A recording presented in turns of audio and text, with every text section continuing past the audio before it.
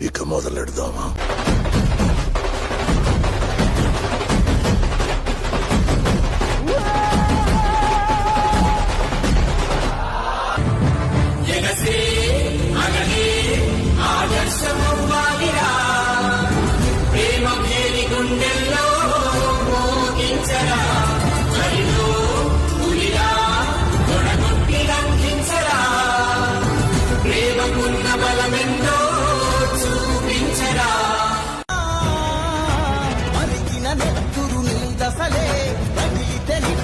ఉప్పెనలే ఎదురుగా నిలబడు శత్రువులే ఎవరంట